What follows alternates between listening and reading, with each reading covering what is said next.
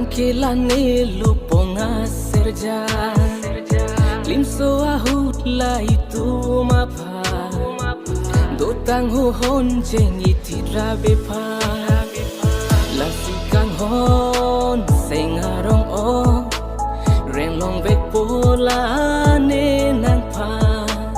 Kai keke man alam doa Tanpa jirmilong po nang pa Bangun kahe manang pensi Somdun rape jine kari Mesenga para long nang sumpi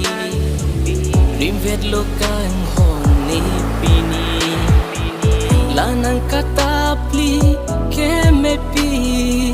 Nesenga sir kursi do verti Kang hona loti